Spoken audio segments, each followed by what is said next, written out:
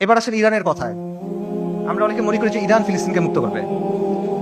আল-কুদসের মুক্তি ইরানের মূল উদ্দেশ্য না।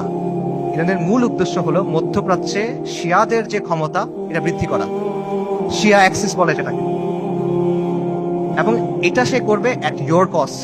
একটা কথা আছে গেম থিওরিতে, জিরো সাম গেম, যে তার শক্তি যত বাড়বে আপনার শক্তি তত কমবে। এটা বাস্তবতা। ইরানের সাথে ইসরায়েলের স্বার্থের দ্বন্দ্ব আছে, ইরানের সাথে আমেরিকার স্বার্থের দ্বন্দ্ব আছে, কিন্তু তার মানে কিন্তু ইরানের সাথে আপনারও দ্বন্দ্ব আছে। যে ইরান আজকে ফিলিস্তিনের মুক্তি করার জন্য গুলি আওড়াচ্ছে, তারাই আজকে সিরিয়াতে আহলুস সুন্নাহ ওয়াল জামাকে হত্যা করতেছে, তারাই আজকে আহওয়াজে আহলুস সুন্নাহ ওয়াল জামাকে হত্যা করতেছে, তারা ইরাকে আহলুস সুন্নাহ ওয়াল জামাকে হত্যা করছে, এখন নির্যাতন করতেছে। এটা হলো বাস্তবতা। ইরানের স্বার্থ আর আহলুস সুন্নাহ ওয়াল জামার স্বার্থ কখনোই এক না। ইরান সক্রিয়ভাবে এই মুহূর্তে আহলুস সুন্নাহ ওয়াল জামার সাথে যুদ্ধে লিপ্ত। এই মুহূর্তে, আগে কখনো ছিল, পরে কখনো এগুলো বলছে না, এট দিস মোমেন্ট তারা আমাদের সাথে যুদ্ধে লিপ্ত। এট দিস মোমেন্ট তারা আমাদের হত্যা করতেছে। আমেরিকা যখন আফগানিস্তানে আক্রমণ করছে, আমেরিকা যখন ইরাকে আক্রমণ করছে, ইরান তাদেরকে সহায়তা করছে। এটা তাদের মুখের কথা, এটা আমি বানায় বলতেছেন, আপনারা কি চেক করেন। মোহাম্মদ খাতামি ইরানের প্রেসিডেন্ট ছিল 97 থেকে 2005 পর্যন্ত সম্ভবত। তার একটা বক্তব্য আছে যে তালিবানের বিরুদ্ধে আমরা আমেরিকাকে সাহায্য করছি, স্পষ্ট বক্তব্য আছে তাদের, এটা লুকোছাপার কিছু না। এবং সবচেয়ে বড় যে বিষয়টা, ইরানের ব্যাপারে সতর্ক হওয়ার সবচেয়ে বড় কারণ হলো যে তাদের সাথে আমাদের আকীদার দ্বন্দ্ব আছে, তাওহীদের ব্যাপারে দ্বন্দ্ব আছে। তারা আল্লাহর উলুহিয়াত, আল্লাহর রুবুবিয়াত, আল্লাহর সিফাতের ব্যাপারে শিরক করে। তারা আমাদের মা আয়েশা রাদিয়াল্লাহু তাআলা আনহার ব্যাপারে জঘন্য কথা বলে, যেটা কোনোদিন কিয়ামত পর্যন্ত মানা সম্ভব না আমাদের পক্ষে।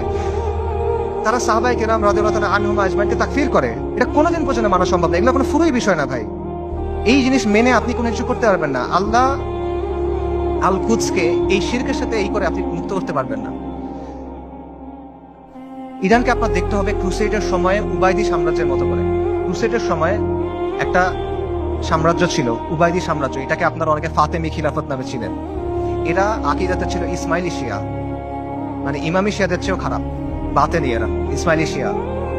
তারাও জেরুজালেমকে মুক্ত করার কথা বলতো, তারাও ঐক্যের কথা বলতো, কিন্তু ইতিহাস খুলে দেখেন তাদের ভূমিকা কি ছিল, আহলুস সুন্নাহর সাথে তাদের ভূমিকাটা কি ছিল, এটা ইতিহাস খুলে দেখেন।